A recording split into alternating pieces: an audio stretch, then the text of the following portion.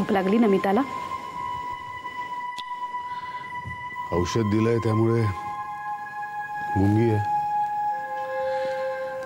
झोपली आहे खरी, पण काहीतरी बडबड चालूच आहे. शांत झोप अशी नाही लागत आहे तिला अजूनही.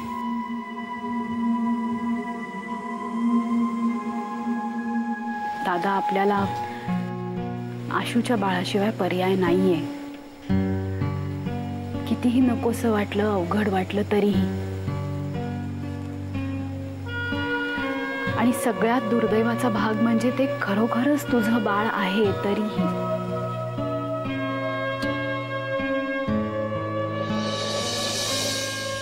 मला ना काय करावं काही सुचतच नाहीये.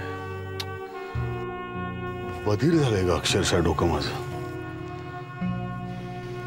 थोडा वेळ, आणखी थोडाच वेळ दादा. मला असं वाटतं की आशू बाळाला इकडे पाठवायला तयार होईल खरंच. आणि एकदा बाळ हातात मिळालं ना की नमिता खूप झपाट्याने नॉर्मल होईल, आय एम शुअर. आणि एकदा नमिता बरी झाली की मग काहीतरी मार्ग काढू ना आपण, म्हणजे कुणावरच अन्याय नाही होणार.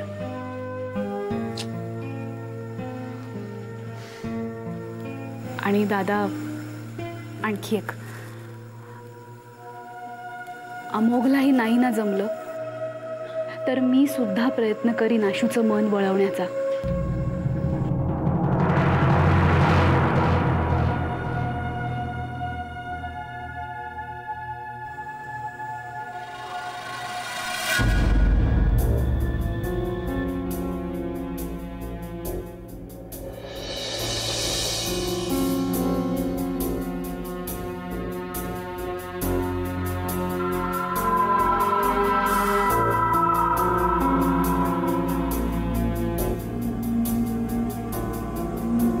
अश्विनीकडे काय झालं असेल याची कल्पना तुझ्याकडे पाहिल्यावर येतेच आहे.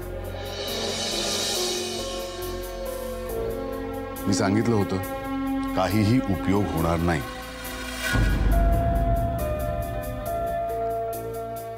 दादा, पण तो काय म्हणतोय ते आधी ऐकून तर घेऊया आपण. आणि मी तुला सांगितलंय ना, मी सुद्धा प्रयत्न करणार आहे. आता कुणीही काहीही प्रयत्न करण्याची गरज नाहीये. म्हणजे अश्विनी तयार झाली का रे? नाही. मग ती तयार झाली नसली तरी ती तयार होईल असा एक उपाय आहे माझ्याकडे.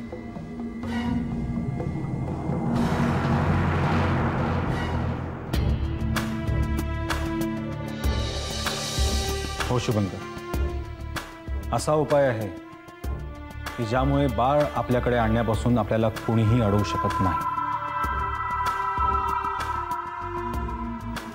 अमोघ, नक्की काय सुचवायचं तुला? हे बघ, करारानुसार पैसे अश्विनीचे आणि बाळ आपलं, हे साधं समीकरण आहे. आपले पैसे देऊन झाले. आता कायद्यानुसार त्यांना बाळ आपल्याला आणून द्यावंच लागणार. अरे पण अमोघ, आपणच. हे बघ, मधल्या काळात काय झालं ते विसरून जा मीरा. सध्या आपल्यासाठी नमिताची तब्येत ही सगळ्यात महत्त्वाची, आणि त्यासाठी हा मार्ग अवलंबण्याशिवाय आपल्याकडे कुठलाही पर्याय नाही.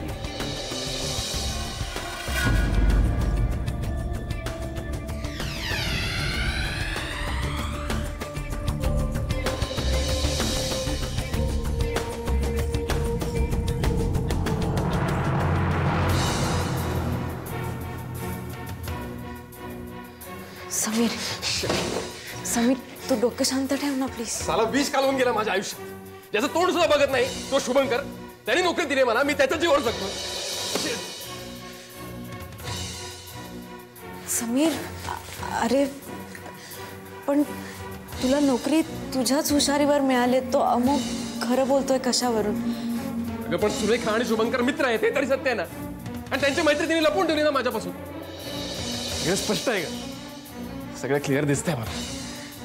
समीर, तुझा बॉस कोणाचं तरी ऐकून वागणाऱ्यातला नाही. सोड काय, सगळ्यांवरचाच विश्वास उडालाय आता माझा. शे, आपण साला प्रामाणिकपणे वागायला जायचं, पोटतिडकीने करायला जायचं लोकांचं, पण हे सारे सगळे आपला फायदा घेतात. काय नाही का, आपणच मूर्ख आहोत. सगळ्यांचा राग येतोय मला, खूप राग येतो. शेट, कोणाला फोन करतोयस? समीर, समीर, विश्वासघात केलास ना सुलेखा? समीर, तुझा मित्र आला होता आता इथे, माझा मित्र? अमोघ वाघ. त्याने सांगितलं मला नोकरी कशी मिळाली त्यामागचं सत्य.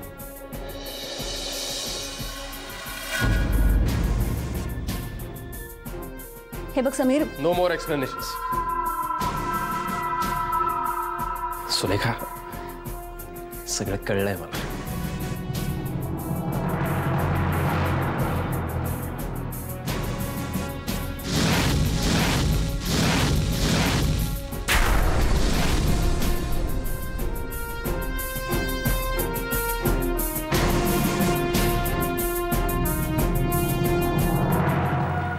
या गोष्टी अशा कायद्याचा बडगा दाखवून किंवा धाकदपटशाने होत नाहीत रे अमोघ. आणि आणि सगळ्यात महत्वाचं म्हणजे बाळ आपण नाकारलंय. हे बघ मीरा, तो भाग आता उरतच नाही. करारामध्ये जे नमूद केलंय ते दोघांनाही बंधनकारक आहे. अमोघ, तू म्हणतोस ते मान्य आहे मला, पण मला सांग, प्रकरण कोर्टात गेलं तर निकाल लागायला किती वेळ लागेल काहीच सांगता येत नाही. अरे मग या सगळ्याचा उपयोग काय होणार आहे? The whole purpose will be defeated. Shubhankar, मी एक वकील आहे हे विसरतोयस का तू? अमोघ, हे बघ, मला तुझ्या स्किलबद्दल किंवा तुझ्या नॉलेजबद्दल अजिबात शंका घ्यायची नाही आहे, पण खरंच सांगतो, जेव्हा नमिताने अश्विनीला बाळासकट घराबाहेर काढलं तेव्हा खरं तर मी अश्विनीच्या बाजूने उभं राहायला हवं होतं. म्हणजे कराराप्रमाणे माझं जे कर्तव्य आहे ते खरं तर मी पार पाडायला हवं होतं, पण त्यावेळेस नमितावरच्या प्रेमापोटी म्हणा मी ते नाही करू शकलो. आणि आता त्याच कराराचं दडपण अश्विनीवर आणायचं मला नाही पटत अमोघ. मग काय करायचं? नमिताला असं वेड होताना पाहत राहायचं? शुभंकर, अरे तुम्ही अश्विनीसाठी खूप काही केलंय. तिला याची जाणीव असायलाच हवी. अगदी आतापर्यंत समीरला नोकरी मिळवून देण्यापर्यंत तू मदत केलीस तिला. अमोघ, मला सांग, तू हे तिला सांगितलं नाहीयेस ना? सांगितलं, मुद्दाम सांगितलं. त्यांचे डोळे उघडावे म्हणून सांगितलं. हे बघ शुभंकर, तू आता काहीही म्हण, मी आता सगळ्या प्रकारांनी पुढे जाणार. दडपण आण, कायदा दाखव. भावनेला तर ते दाद देतच नाहीये, पण कायद्यासमोर त्यांचं काहीही चालणार नाही.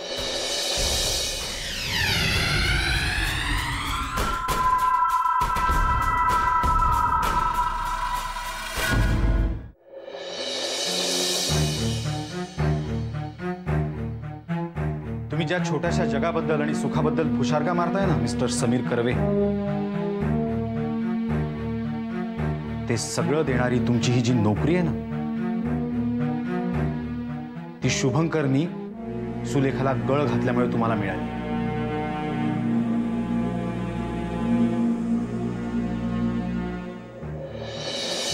चहा करते तुझ्यासाठी. चल.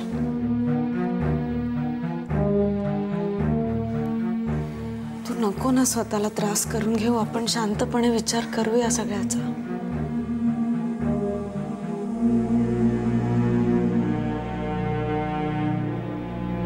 कसला शांतपणे विचार करू आशू?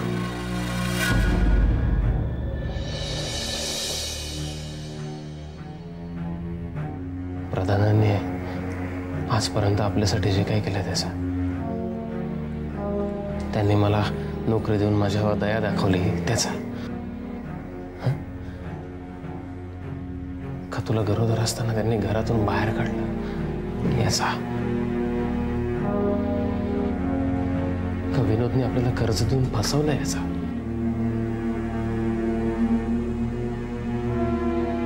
शांतपणे कसला विचार करू आशू? समीर, ही नोकरी, हे घर, सगळा माझा पराभव मी साजरा करतोय आशू.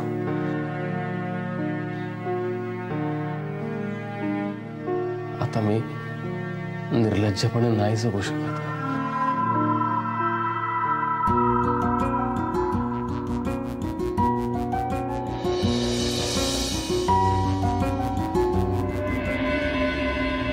मिस्टर प्रधान, मी काय म्हणत होतो की तुम्ही तुमच्या नातेवाईकांना का नाही बोललात? हो, तिला बाळ नीट बघायला हवं. अदरवाईज होप्स फारच कमी आहे. अनफॉर्च्युनेटली त्या विशिष्ट बाळाचं फिक्सेशन तिच्या त्या अवस्थेत देखील कुठल्याही पद्धतीने आपल्याला नीट ट्रीट करता येणार नाही आहे. तुम्हाला हालचाल करायला पाहिजे मिस्टर प्रधान लवकर. अदरवाईज मेंटल असायलमशिवाय दुसरा पर्याय नाही.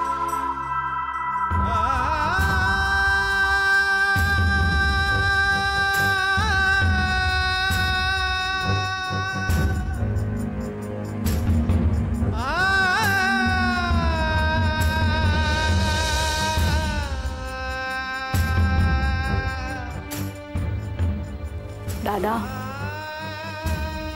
या गोष्टीचं आता मलाही टेन्शन यायला लागलंय.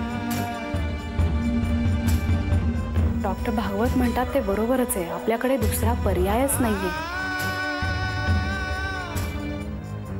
तो पर्याय आपण कसा मिळवणार आहोत ते मला नाही माहिती. कायद्याचं शस्त्र दुधारी असतं रे, ते आपल्यावरही उलटू शकतं. हे बघ वीरा, तुझं म्हणणं कितीही बरोबर असलं ना तरी तू म्हणतेस त्याप्रमाणे आपल्यासमोर दुसरा पर्याय नाही आहे.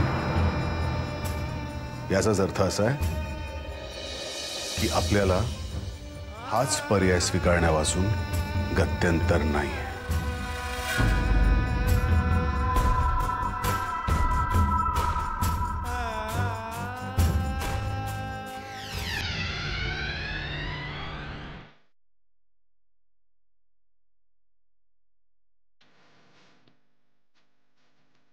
खाऊन घे थोडंसं.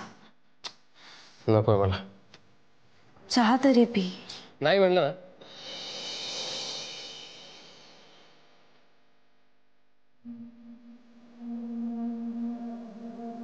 सॉरी. समीर, जे घडलं त्याचा विचार करून त्रास करून घेऊ नको स्वतःला. तुला जर का त्या नोकरीबद्दल माहीत असतं तर तू ती स्वीकारली असतीस का? सुलेखाने फसवलंय मला. तर तोच विचार करण्यापेक्षा पुढे काय करायचं याचा विचार आपण करूया.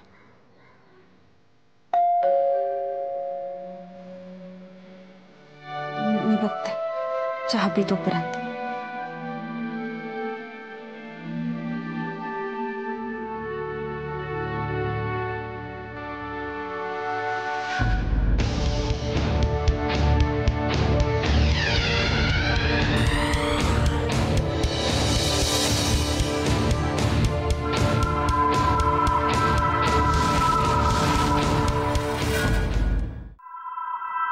कोणाला अशोक?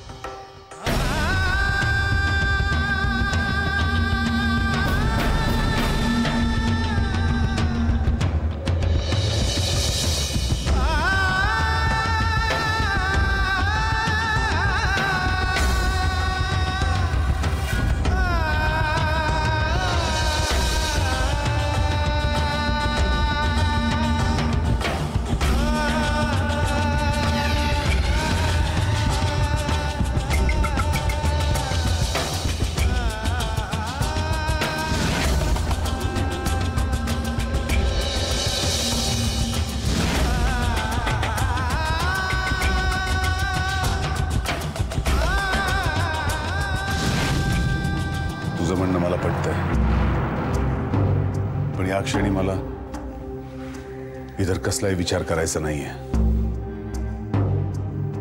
याकडे फक्त मी नमिताचा नवरा या एकाच भूमिकेतून पाहतोय आणि माझ्या मिताकरता मी काहीही करायला तयार आहे. पण तुला माझं बोलणं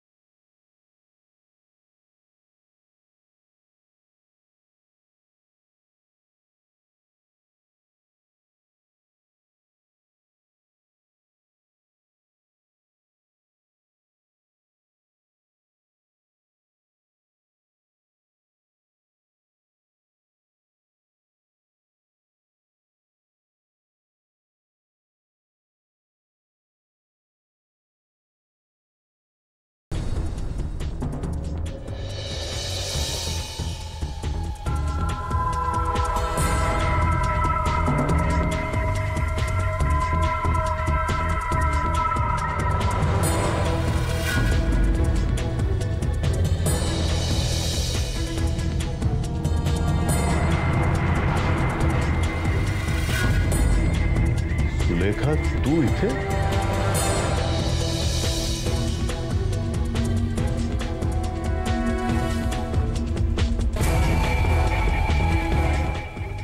अच्छा.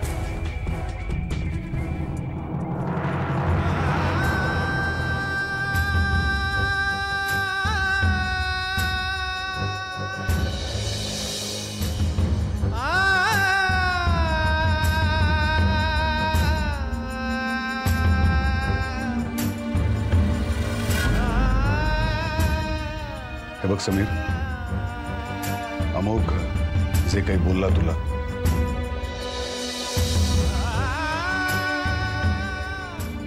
त्यावरून गैरसमज करून घेऊ नकोस.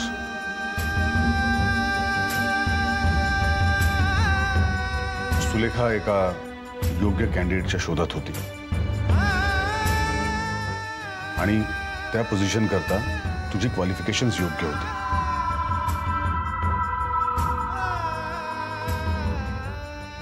सुलेखा माझी मैत्रीण आहे म्हणून मी फक्त तिला सांगितलं एवढंच. पण तुला जी नोकरी मिळाली ती सर्वस्वी तुझ्या मेरिटवर. याच्यावर मी विश्वास ठेवावा अशी पण अपेक्षा असेलच ना तुमची? वेल, तो तुझा प्रश्न.